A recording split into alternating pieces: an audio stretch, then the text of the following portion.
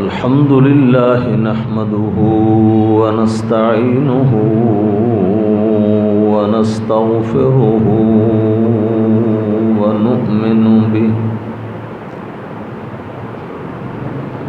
ونعوذ بالله من شرور أنفسنا ومن سيئات أعمالنا من يهده الله فلا مضل له ومن يضلله فلا هادي له ونشهد أن لا إله إلا الله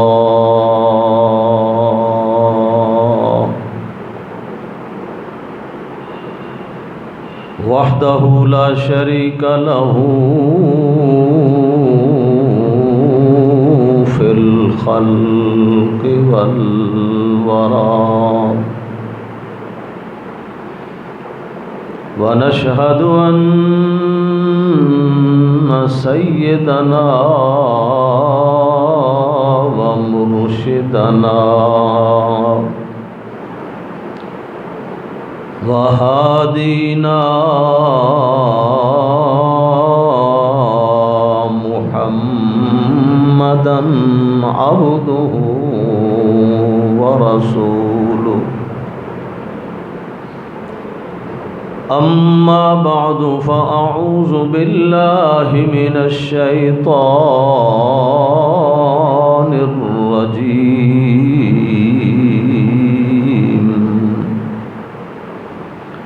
بسم الله الرحمن الرحيم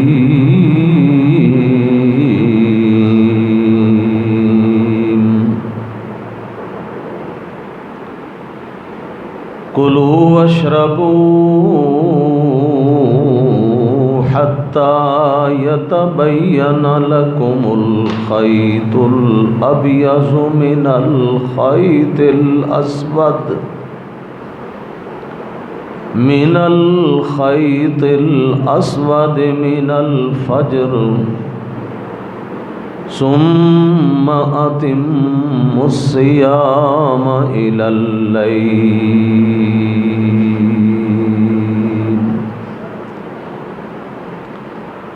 وقال النبي صلى الله عليه وسلم يا أيها الناس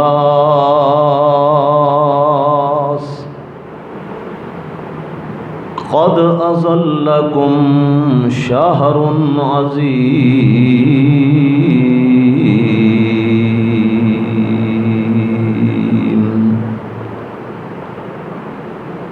سبحان ربك رب العزة عما يصفون وسلام على المرسلين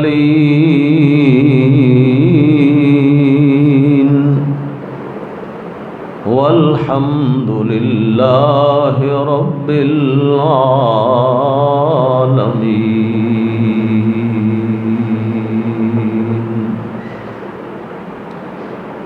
اللهم صل على محمد وعلى آل محمد وبارك وسلم ثم صل عليه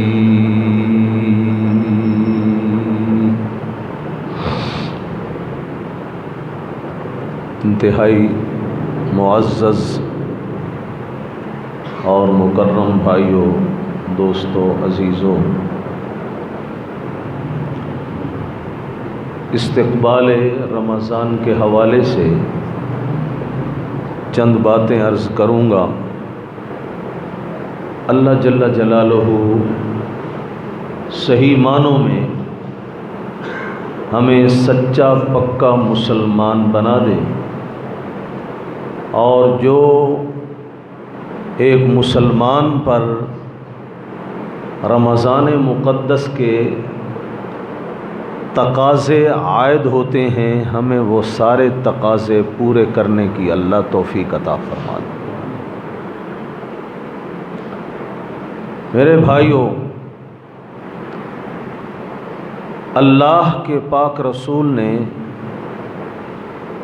اس رمضان کے آداب میں ایک دفعہ ایک خطبہ دیا تھا۔ شعبان کا آخری دن تھا اور دوسرے دن رمضان شروع ہو رہا تھا، تو آپ نے اس حوالے سے ذہن سازی کرتے ہوئے اپنی امت کے ان لوگوں کو خطاب کیا، یا ایھا الناس، اے لوگو، قد اظلکم شہر عظیم، ایک بہت بڑی عظمتوں والا مہینہ تمہارے اوپر سایہ افغن ہو رہا ہے۔ حدیث تو بہت لمبی ہے، اس کے چند اقتباسات اور خلاصہ میں آپ کے سامنے پیش کرنا چاہتا ہوں۔ اس حدیث پاک میں اللہ جل جلالہ نے رمضان کے 4 القاب ذکر فرمائے۔ پہلا لقب اس مہینے کو دیا شہر عظیم، یہ بڑی عظمتوں والا مہینہ۔ اس کی عظمتیں ابھی مفتی صاحب بیان کر رہے تھے، کتنا بڑا عظیم مہینہ، ساری آسمانی کتابوں کا نزول اللہ نے اس رمضان کے مہینے میں کیا، امتوں کی ہدایت کے فیصلے اس مہینے میں کیے، ہر آسمانی کتاب کو اتارا اس مہینے میں۔ تو رمضان المبارک کی عظمت کے لیے اس سے بڑی اور دلیل کون سی تلاش کی جا سکتی؟ زبور اس میں اتری، تورات اس میں اتری، انجیل اس میں اتری، اور ساری آسمانی کتابوں کا لب لباب اور خلاصہ مضامین کے اعتبار سے قرآن مقدس بھی اسی مہینے میں اللہ نے اتارا۔ دوسرا لقب بیان کیا شہر مبارک، شہر مبارک، یہ بڑی برکتوں والا مہینہ ہے، اس میں حصی مانوی ہر قسم کی برکات اللہ جل جلالہ نے پیدا فرما دی۔ حصی برکات تو کھانے پینے کی چیزیں ہیں، اور یہ آپ دیکھتے ہیں اس مہینے میں ایک مومن جو اس کی قدر کرتا ہے، دن کو رمضان کے روزے رکھتا ہے، رات کو اللہ کا قرآن تراویح میں سنتا ہے، اللہ جل جلالہ اس کے گھر میں وہ نعمتیں بھیج دیتا ہے جو پورے 11 مہینوں میں شاید اس نے کبھی چکھی بھی نہ ہو۔ ہے اس طرح کے نہیں، بلا مبالغہ۔ باقی 11 مہینوں میں کبھی ہفتے میں 1 دن فروٹ آئے گا ہمارے گھر میں۔ اب متوسط درجے کی بات کر رہا ہوں، جو زیادہ مالدار لوگ ہیں وہ تو ہر روز ماشاءاللہ بہت زیادہ لاتے ہوں گے، لیکن غریب یا متوسط درجے کا آدمی یا تو عشرے میں 15 دنوں میں 1 مرتبہ بچوں کی دلجوئی کے لیے لائے گا اپنے حالات کے مطابق، یا ہفتے میں 1 دن لائے گا۔ لیکن اس مہینے میں پتہ نہیں اللہ کی طرف سے غیبی کیا برکات کتنی نازل ہو جاتی ہیں، ہر روز مختلف قسم کے پھلوں کا وافر ذخیرہ اللہ جل جلالہ ہمارے گھروں میں بھیجتا۔ یہ تو حصی برکات ہیں، مانوی برکات کتنی؟ اللہ کے پاک رسول نے فرمایا غیر رمضان میں 1 رکعت پڑھو نفل کی، اس مہینے میں 70 رکعت کے برابر ثواب پاؤ۔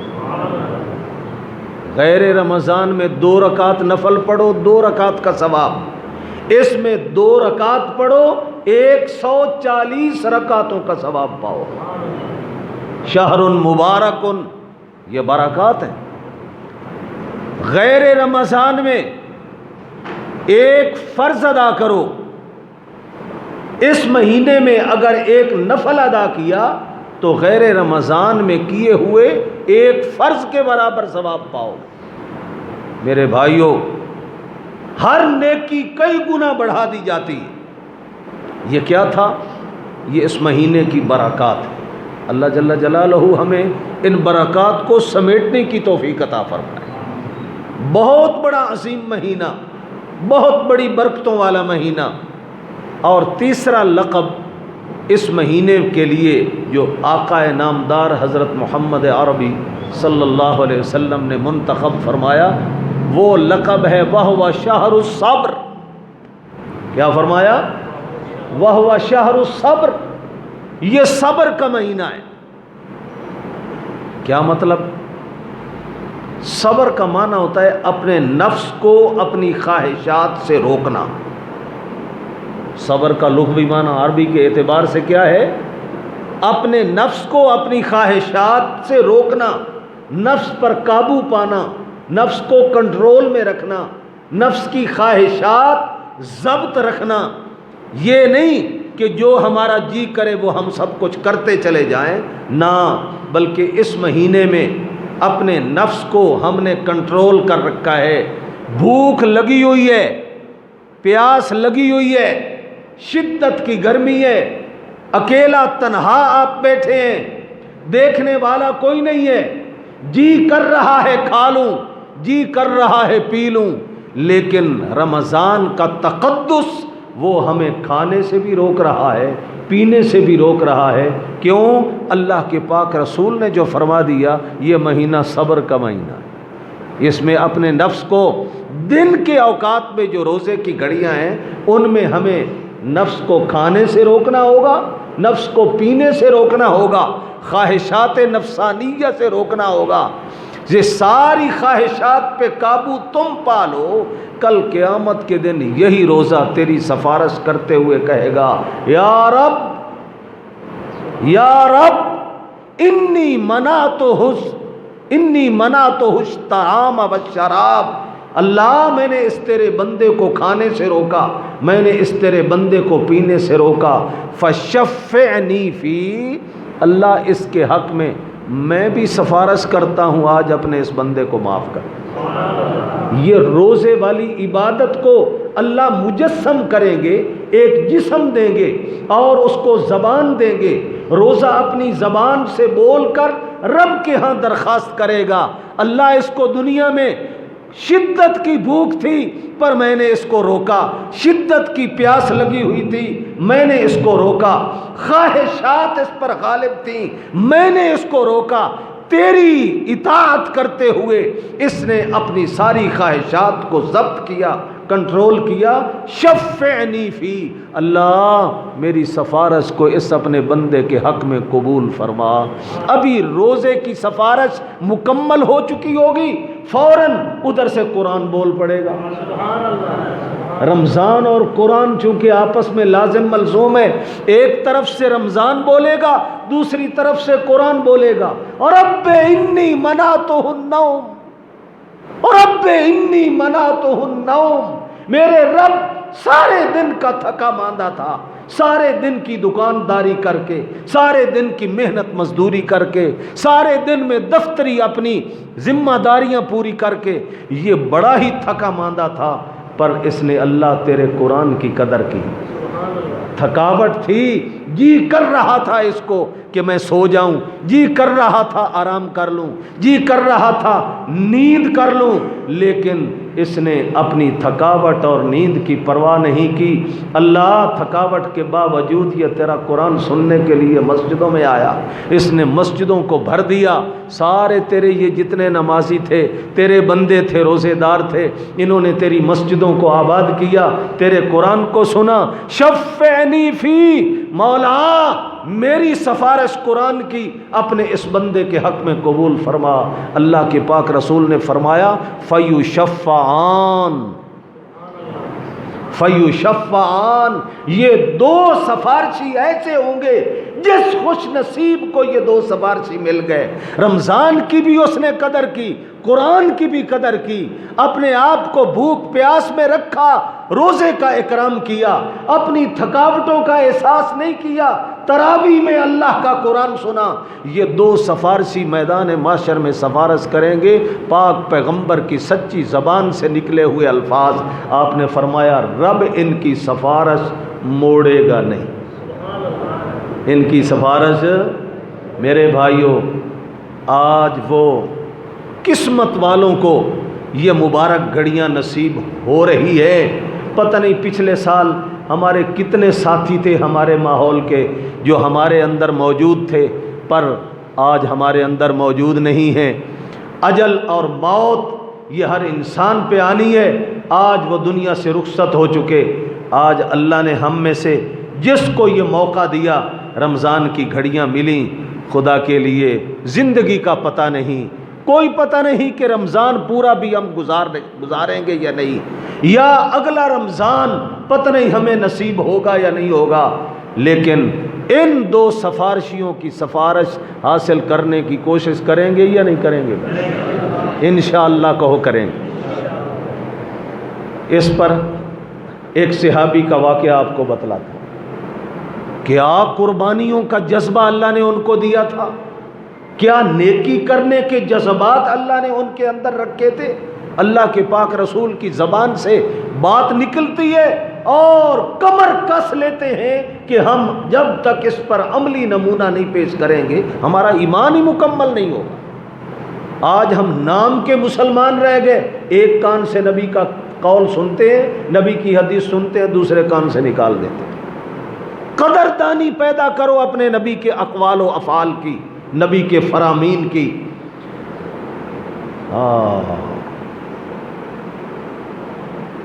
ایک صحابی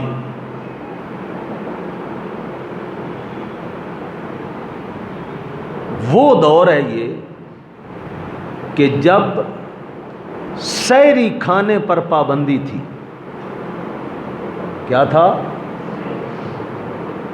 یہ اسلام کے احکامات بڑی قربانیوں کے بعد اللہ جل جلالہ نے امت پر آسانیاں پیدا فرمائی۔ قربانیاں ان لوگوں نے دی، سہولتیں آج پوری امت کے قیامت تک آنے والے ہم جیسے ناکاروں کے لیے اللہ نے کر دی۔ ابتدا میں روزے فرض ہوئے تھے تو سحری کھانے پر پابندی تھی۔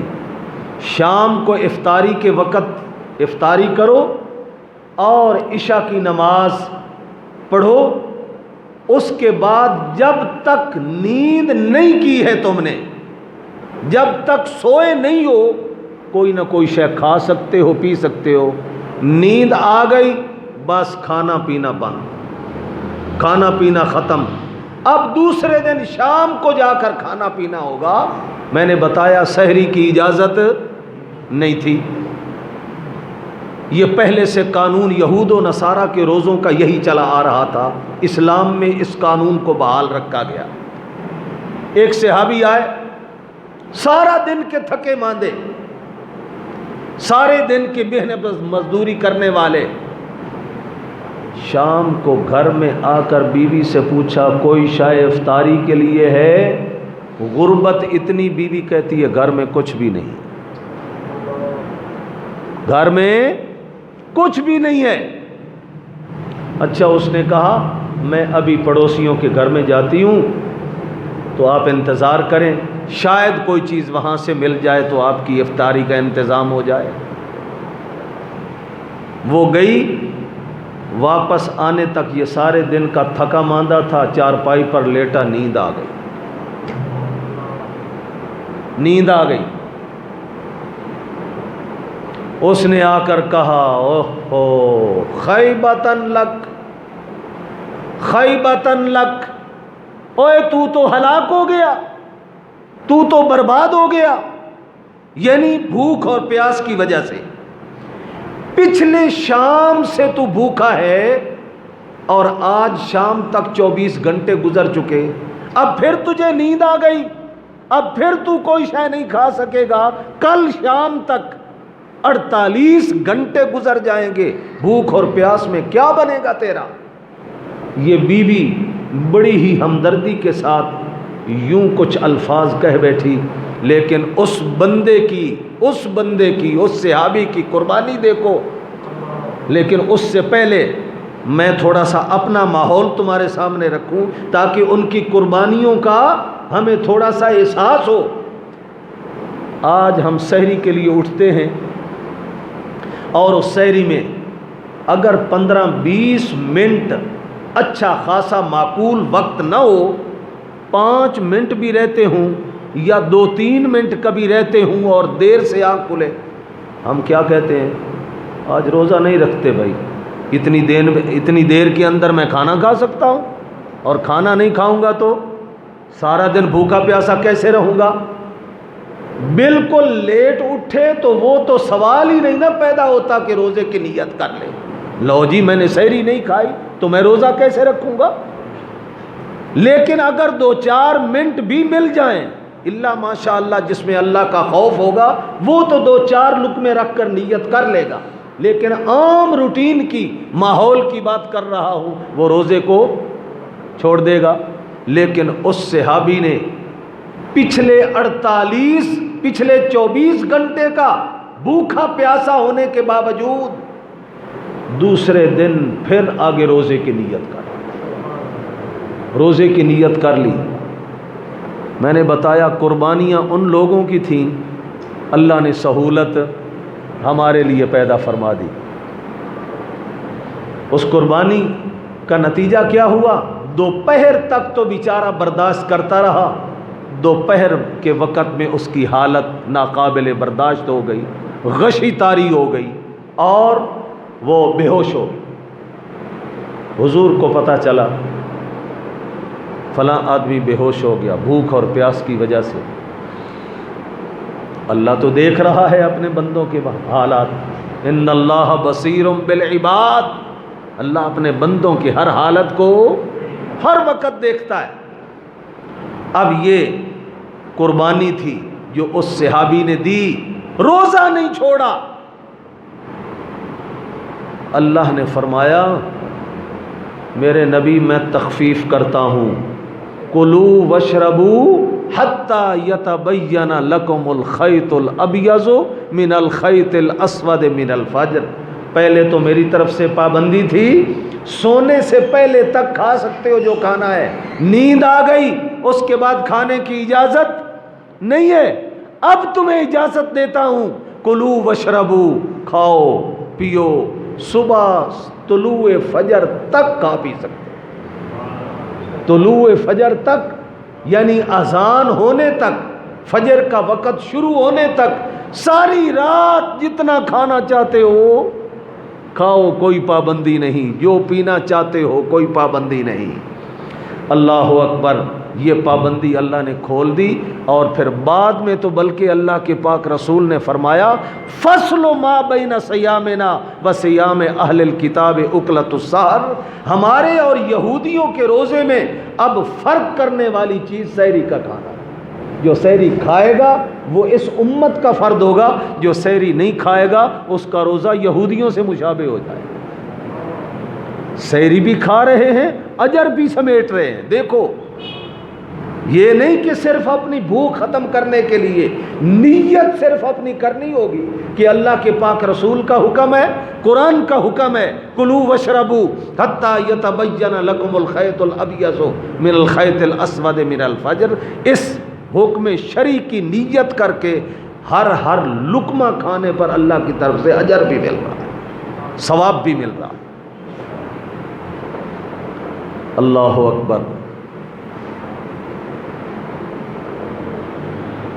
تراویح کا ایک دن اہتمام ہوا. اللہ کے نبی نے اپنی زندگی میں صرف 3 دن تراویح پڑھا. کتنے دن؟ 3 دن. یہ بات بھی میں ذکر کرنا ضروری سمجھتا ہوں. پہلے دن اتنی لمبی تراویح پڑھائی کہ 1/3 رات گزر گئی. 1/3 رات گزر گئی. مثلا 9 گھنٹے کی اگر رات ہے تو 3 گھنٹے اس عبادت پہ لگا دی. 3 گھنٹے. ہمارے ہاں ماحول یہ ہے کہ جس مسجد میں حافظ صاحب آرام آرام سے ٹھہر ٹھہر کر اللہ کے قرآن کو بڑی ترتیل کے ساتھ پڑھیں گے، لوگ کہیں گے یار بہتا وقت لا چھڑ دا. کوئی ایسی مسجد ڈھونڈو جتھے ادھے گھنٹے بس چٹکی ہے فارغ.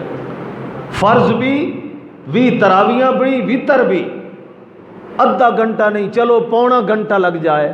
ہم ڈھونڈتے پھرتے ہیں کس محلے میں حافظ صاحب بہت جلدی تراویح پڑھاتے ہیں اور ہماری جلدی جان چھوٹ جائے. کیا مسلمانی رہ گئی یار. یہ رمضان کا اکرام ہے، یہ رمضان کا احترام ہے، یہ قرآن کا تقاضا پورا ہو رہا ہے. اس حافظ کو ہی کوئی پتہ نہیں. یعلمون تعلمون یعلمون تعلمون کا پچھلوں کو پتہ چلے گا اور کسی لفظ کا کوئی پتہ نہیں چلے گا کیا پڑھ رہا ہے کیا نہیں پڑھ رہا. پھر سوچو اللہ کے پاک رسول کیسے پڑھتے ہوں گے؟ ایسے جیسے ہمارے تراویح پڑھانے والے حافظ پڑھتے ہیں بھائی؟ نہ. میرے نبی کو رب کی طرف سے اعلان ہوا تھا، میرے نبی دن کو لوگوں کو قرآن سناتے ہو، رات کے وقت میں اللہ کو قرآن سنایا کرو. یا ایھا المزمل قم اللیل الا قلیلا نصفہ او انقص منہ قلیلا او زد علیہ ورتل القرآن ترتیلا. میرے نبی لوگوں کو دن کے وقت قرآن سناتے ہو، دعوت دیتے ہو، تبلیغ کرتے ہو، اللہ کی توحید سناتے ہو، شرک کی دلدل سے نکال کر جنت کا راستہ دکھاتے ہو. لات منات عزا کے روب جو شیطان نے ان کے اوپر ڈالے ہوئے ہیں، اگر ان کا تم نے چڑھاوا نہ دیا، اگر ان کی تم نے نیاز نہ بانٹی، اگر ان کی تم نے دیگ نہ پکائی تو یہ تو تمہارا سارے کا سارا ساز و سامان آگ لگا دیں گے، سارے کا سارا کاروبار ٹھپ ہو جائے گا. یہ شیطانی دعوے جو اس نے لوگوں کو پڑھا سکھا رکھے ہیں، میرے پیغمبر ان کے ان سارے غلط دعووں کی تردید کے لیے لوگوں پر محنت کرتے ہو. ادعو الی اللہ، لوگوں میں اللہ کا پیغمبر تمہیں اللہ کے راستے کی طرف بلاتا ہوں. ادعو الی اللہ علی بصیرت، اور یہ میں بڑی بصیرت کے ساتھ، بڑی دانائی کے ساتھ، بڑی عقل مندی کے ساتھ تمہیں دعوت دے رہا ہوں.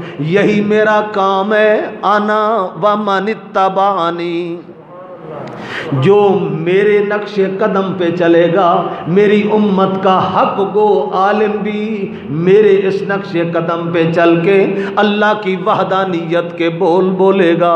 لوگوں کے حالات کو دیکھ کر ان کے نظریات و عقائد کو درست کرنے پر محنت کرے گا. شام، صبح، دوپہر، جو وقت بھی اس کو ملے گا وہ محنت کرے گا. ادعو الی اللہ،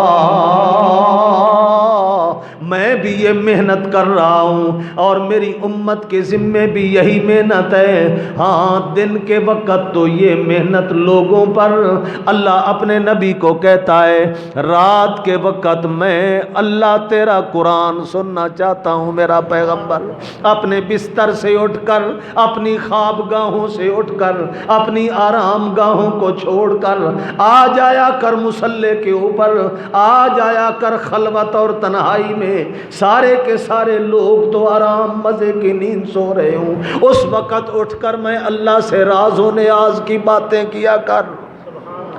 اور وہ کیسے کس انداز میں، رتل القرآن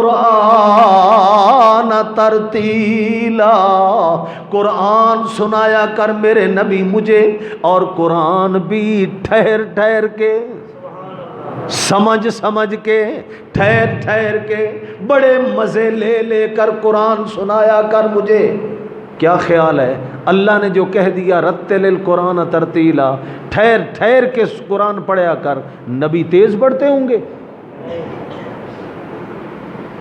3 گھنٹے میں نے مثال کے طور پر کہا کہ 9 گھنٹے کی رات ہو تو کتنا وقت لگا دیا؟ 3 گھنٹے۔ ہمارے جیسا کوئی ہوتا، توبہ جی توبہ، اتنا کون کھڑو گے؟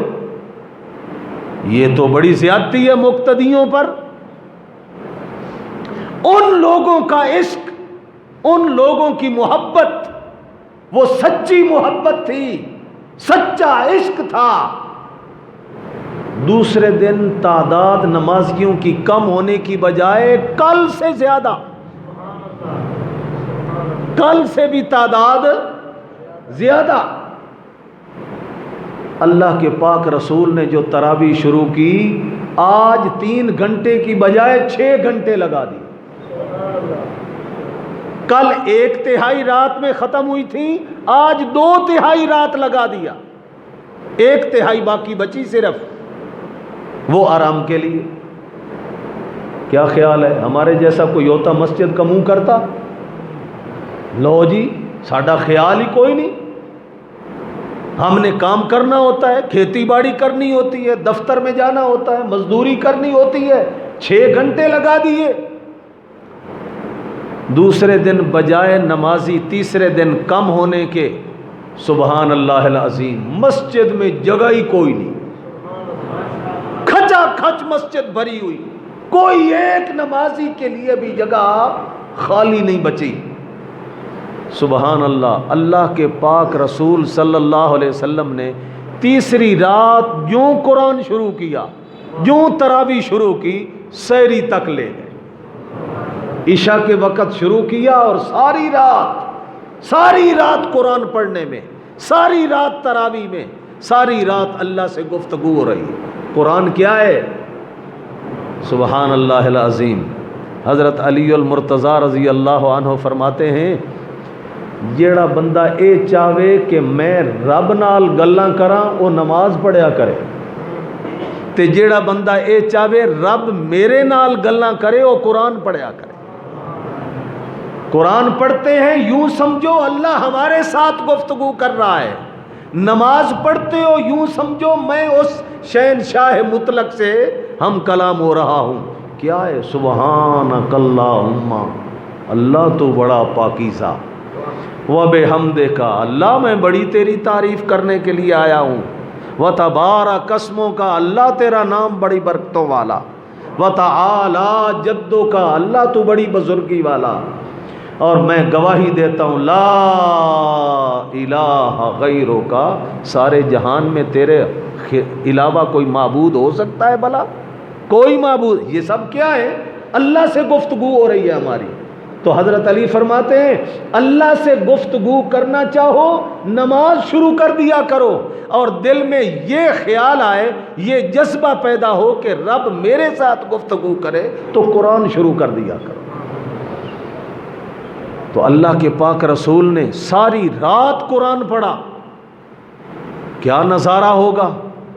مسجد نبوی، پڑھنے والا محمد مصطفیٰ، سننے والے ابو بکر جیسے مقتدی، عمر عثمان علی جیسے مقتدی، ابی ابن کعب جیسے سید القراء، یہ مہاجرین و انصار کی جماعت پیچھے ساری رات اللہ کا قرآن سن رہے ہیں۔ کیا خیال ہے؟ تیسرے دن، چوتھے دن نمازی کم ہونے تھے یا زیادہ؟ ہم اپنے ماحول کو دیکھیں تو شاید کم ہو جاتے۔ چوتھے دن پہلے 3 دنوں سے زیادہ نمازی، پہلے 3 دنوں سے بھی زیادہ نمازی، حضور نے جو اعتکاف کے لیے حجرہ بنایا ہوا تھا، حضور اس حجرے سے باہر ہی نہیں نکلے۔ نمازی کھنگورتے ہیں، کھانسی کرتے ہیں جان بوجھ کر، تاکہ نبی کو حجرے کے اندر پتہ چل جائے صحابی سارے آ چکے ہیں، تراویح کے شائق ہیں، لہٰذا اب میں نکلوں اور آ کر ان کو نماز تراویح پڑھاؤں۔ پر حضور فرماتے ہیں میں نکلا ہی نہیں، ساری رات کھنگورتے رہے، ساری رات آواز پہ آواز آہستہ آہستہ دیتے رہے، اللہ کے پاک رسول نہیں نکلے۔ صبح کی نماز کے لیے جب نکلے تو نماز پڑھا کے صحابہ کی طرف منہ کر کے بیٹھے، کہا قد علمت، مجھے معلوم تھا تمہارا شوق، میں رات تمہارا کھنگورنا سنتا رہا، پر مجھے اپنی امت کے اوپر شفقت ہے، امت کا پیار ہے، امت کی ہمدردی ہے۔ اگر آج چوتھی رات بھی نکل کر میں تمہیں یہ تراویح پڑھا دیتا، یہ عبادت میرے اللہ کو اتنی پسند ہے کہ یہ نفل سنت نہ رہتی، یہ فرض ہو جاتا، اور پھر تم اس کو نبھا نہ سکتے، اس کو نبھا نہ سکتے، زیادہ گناہ گار ہو جاتے۔ فرض کو جو نہیں نبھاتا زیادہ مجرم تصور ہوتا ہے، تو میں نے اس کو فرض ہونے سے بچانے کے لیے چوتھی رات تراویح کا اہتمام نہیں کیا۔ ہمارے نبی تو ہمارے لیے اتنی خیر خواہی کریں، اور آگے سے آج ہم کیا قدردانی کر رہے ہیں۔ ہمارے نبی عرش پر جائیں، 50 نمازوں کا تحفہ ملے تو رب ایک دفعہ 5 معاف کر دے، دوسری دفعہ 5 معاف کر دے، تیسری دفعہ۔ بار بار نبی اللہ کی عدالت میں کیوں جا رہا ہے؟ نبی کے لیے 50 نمازیں پڑھنی مشکل نہیں تھیں، ہمارے لیے مشکل تھی۔ ہماری ہمدردی وہاں پر بھی نبی نہیں بھولا، 9 دفعہ اللہ کے پاک نبی اللہ کی عدالت میں جاتے رہے، حتیٰ کہ 5 بچیں۔ اب موسیٰ علیہ السلام کہنے لگے ایک دفعہ پھر جاؤ، میری امت پہ 2 نمازیں تھیں وہ بھی پوری نہیں پڑتی تھی، 5 کیسے پڑھیں گی؟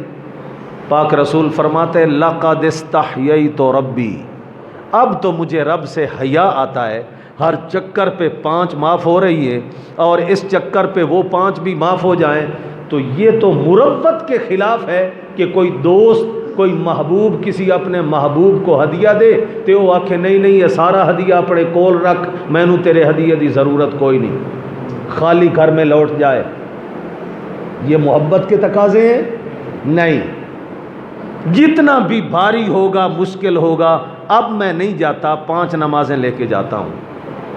ہم میں سے بعض کم عقل لوگ یہاں پر یہ کہتے ہیں یار اکے چکر دی مار رہ گئی سی، ایک باری چلے جاندے جان چھوٹ جاندی 5 نمازاں تو بھی۔ ہاں، یہ کلمہ زبان سے نہ نکالا کرو۔ جس چکر پہ نبی کو حیا آ رہی ہے، ہم یہ کہیں نہیں نہیں وہ چکر لگا لیتے تو جان چھوٹ جاتی۔ میں نے کہا آج ہم نام کے مسلمان رہ گئے، وہ کام کے مسلمان چلے گئے دنیا سے۔ اگر ہم کام کے مسلمان ہوتے اس جیسی باتیں ہماری زبان سے نکلتی، ہم محلے میں اس قاری کا انتخاب کرتے، وہ مسجد ڈھونڈتے جہاں 1.25 گھنٹے کے اندر ساری نماز وتر اور تراویح 20 رکعتیں سب سے جان چھوٹ جائے نہ، بلکہ ہم میں صحابہ کی اتباع والا جذبہ ہوتا، ہم ڈھونڈ کر اس مسجد میں جاتے جہاں قاری صاحب ماشاءاللہ ٹھہر ٹھہر کر مزے لے لے کر قرآن سنا رہے ہیں، خود اس کو پڑھنے میں بھی مزہ آ رہا ہے، سننے میں بھی مزہ آ رہا ہے۔ اللہ اکبر۔ تو اطاعت اور عمل کا مادہ اپنے اندر پیدا کیجئے، جو حضرات صحابہ کے اندر یہ اطاعت و عمل کا مادہ تھا۔ ان حضرات نے قربانیاں دیں، آج ہمارے لیے اللہ رب العزت نے آسانیاں پیدا فرما دی۔ اس پر ایک اور مثال لے لو، حضور صلی اللہ علیہ وسلم ایک دفعہ ایک سفر میں تھے، حضرت عائشہ کا ہار گم ہو گیا، حضرت عائشہ کا ہار گم ہو گیا، صبح کی نماز کا وقت ہو چکا ہے، جہاں رات گزاری تھی وہاں پر پانی کا انتظام کوئی نہیں، خیال یہ تھا کہ صبح اٹھ کر پھر کسی ایسی جگہ پہ پہنچ جائیں گے جہاں پانی ہوگا، وہاں پر جا کر صبح کی نماز پڑھیں گے، لیکن اتفاق حضرت عائشہ کا ہار گم ہو گیا۔ حضور نے فرمایا تمہاری ماں عائشہ کا ہار گم ہو گیا، پہلے ہار تلاش کرو، ہار کے بغیر آگے نہیں جائیں گے جب تک ہار نہیں ملے۔ کہو عالم الغیب کون ہے؟ ورنہ اللہ کے نبی صحابہ کو کیوں کہتے ہار تلاش کرو؟ اللہ کے نبی خود کہہ دیتے ہو فلاں جگہ پہ پڑا ہے، فلاں جگہ کو دیکھو جا کر، کوئی پتہ نہیں چل رہا۔ سارے سینکڑوں صحابہ لگ گئے تلاش کرنے میں، جہاں رات قیام کیا تھا وہاں، جہاں جہاں ادھر ادھر کہیں گئے تھے قضائے حاجت کے لیے وہاں پھر رہے ہیں، ہار نہیں مل رہا۔ ڈھونڈتے ڈھونڈتے ڈھونڈتے ڈھونڈتے حتیٰ کہ وقت بالکل نماز کے لیے تھوڑا رہ گیا، طلوع آفتاب بالکل قریب ہو گیا۔ سارے لوگ مل کے گئے حضرت صدیق اکبر کے پاس، یہ دیکھو تمہاری غافل بیٹی ہے، اپنی چیزوں کا خیال نہیں کرتی، سنبھال کے نہیں رکھتی، ہار گم کر لیا، سارے لشکر کی نماز برباد ہو رہی ہے، ذرا کچھ سمجھایا کرو اس کو۔ بیٹی ہونے کے ناطے ایک لحاظ سے ماں بھی تھی ابو بکر کی، ام المومنین بھی ہیں، لیکن بیٹی ہونے کے ناطے آئے اور حضور کا سر ماں عائشہ کی گود میں ہے، حضور آرام سے خراٹے لے رہے ہیں، نیند کر رہے ہیں۔ آئے ابو بکر اور مکہ مار دیا یہاں کمر میں، کہتی ہیں فلم یمنعنی من التحرک الا راحت رسول اللہ صلی اللہ علیہ وسلم، بڑی تکلیف ہوئی مجھے، او کما قالت، او بڑی تکلیف ہوئی مجھے اس مکے کی، پر میں نے بڑا ضبط کیا، بڑا ضبط کیا، بڑا برداشت کیا، کیونکہ اگر میں اس مکے کی تکلیف میں معمولی حرکت کرتی میرے نبی کی نیند خراب ہو جاتی۔ میں نے نبی کی نیند کا خیال کیا، پی گئی اس سارے درد کو، لیکن اللہ کے پاک رسول کی آواز کی وجہ سے آنکھ کھول گئی۔ حضرت صدیق نے کچھ زبان سے بھی برا بھلا کہا، جھڑکا، کیوں نہیں خیال کرتی تو اپنے ہار کا، اپنی چیزوں کا؟ تیری ایک کی سستی کی وجہ سے پورے لشکر کی نماز قضا ہو رہی ہے، کیوں نہیں خیال کرتی؟ بیٹی ہونے کے ناطے یہ جھڑکا۔ حضور مسکرا رہے، حضور نے کچھ نہیں کہا، مسکرا رہے ہیں۔ اتفاق تھوڑی دیر کے بعد نبی پر وحی کے آثار شروع ہو گئے۔ یا ایھا الذین آمنوا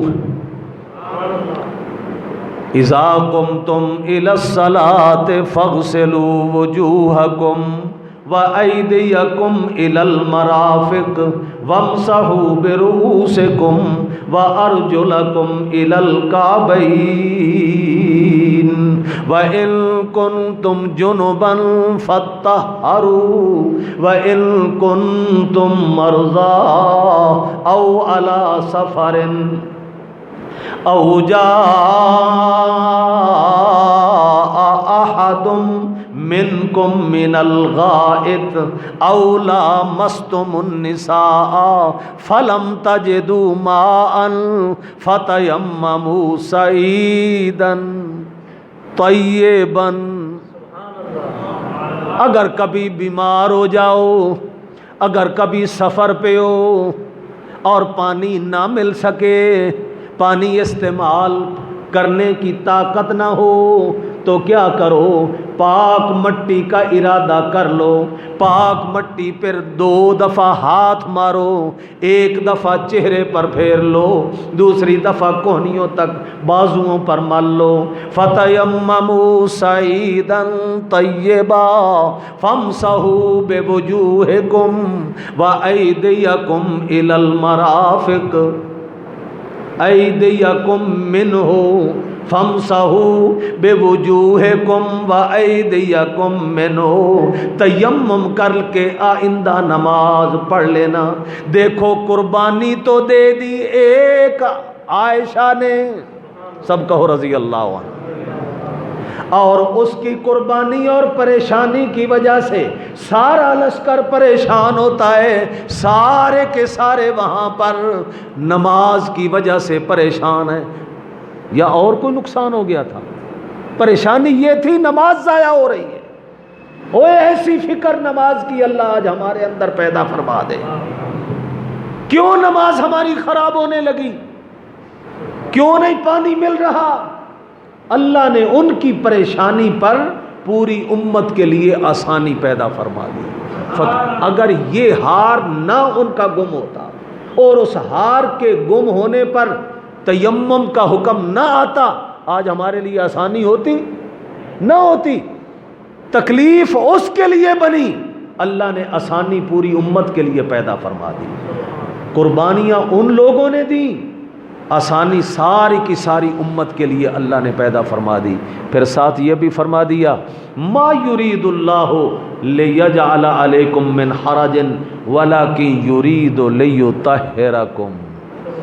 اللہ تعالیٰ تمہیں تکلیف اور مشقت میں نہیں ڈالنا چاہتا، اللہ تعالیٰ تمہارے لیے آسانیاں پیدا کرتا ہے تاکہ تمہیں طہارت اور پاکیزگی ملے اور پاک ہو کر میرے سامنے آ جاؤ سربہ سجود ہونے کے لیے۔ لیکن اگر پھر بھی ہم ان آسانیوں سے فائدہ نہ حاصل کریں تو کیا خیال ہے، ہم قدردان ہوئے یا بے قدرے ہوئے؟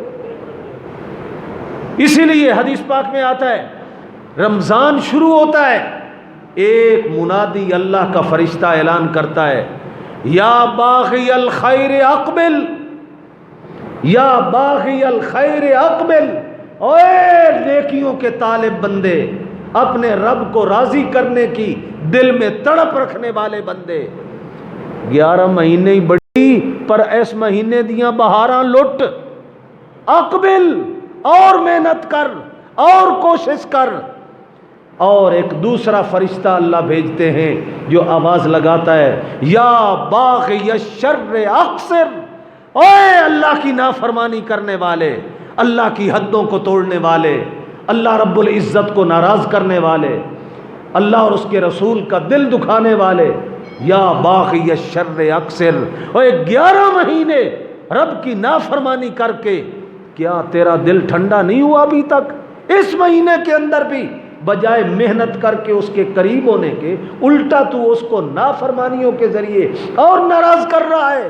اوے کچھ تو حیا کر لے، کچھ تو حیا کر لے، کچھ تو رک جا، اپنے نفس کے اوپر ضبط کر۔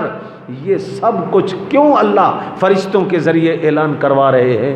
اللہ اپنے بندوں کے ساتھ بڑا رؤوف ہے، واللہ رؤوف بالعباد۔ میرے بندو تمہاری سہولت کے لیے میں نے کیا، جب رمضان شروع ہوتا ہے صفدت الشیاطین، میں شیطانوں کو جکڑ دیتا ہوں، زنجیروں کے ساتھ شیطانوں کو جکڑ دیتا ہوں، جنت کے دروازے کھول دیتا ہوں، جہنم کے دروازے بند کر دیتا ہوں، شیاطین پر پابندی لگ جاتی ہے کہ تاکہ میرا کوئی بندہ بھی اگر نیکی کرنے لگے تو یہ اس کے دل میں وسوسے نہ ڈالے، یہ اس کے لیے رکاوٹ نہ بنے۔ میرے بھائیوں، یہ ابھی 2 دن باقی رہ گئے، اور اللہ جل جلالہ سے دعا بھی کرتے رہو، اللہ پاک ہمارے اندر ہمت پیدا فرما دے، جرأت پیدا فرما دے، طاقتیں ہمارے اندر بحال فرما دے، ہم دن کے وقت اللہ کا فریضہ روزہ پورا کریں، رات کے وقت اللہ کے قرآن کو اللہ کی نماز کے اندر سنیں، تاکہ کل قیامت کے دن یہ دونوں سفارشی ہمارے لیے۔ آخر دعوانا ان الحمد للہ رب العالمین، اللہم صلی علی محمد آلہ وصحبہ وبارک وسلم۔ ربنا فاغفر لنا ذنوبنا وکفر عنا سیئاتنا وتوفنا مع الابرار، ربنا لا تزغ قلوبنا بعد إذ هديتنا وهب لنا من لدنك رحمة إنك أنت الوهاب، اللهم اغفر لآبائنا ولأمهاتنا ولمشائخنا ولجميع المؤمنين والمؤمنات والمسلمين والمسلمات، اللهم إنا نسألك العفو والعافية في الدنيا والآخرة۔ اللہ ہر قسم کی وباؤں سے ہمیں محفوظ فرما، اللہ تمام بیماروں کو شفاء کاملہ عاجلہ مستمرہ نصیب فرما، مولا ہر قسم کی ذہنی جسمانی روحانی ہر پریشانی سے اللہ ہماری حفاظت فرما۔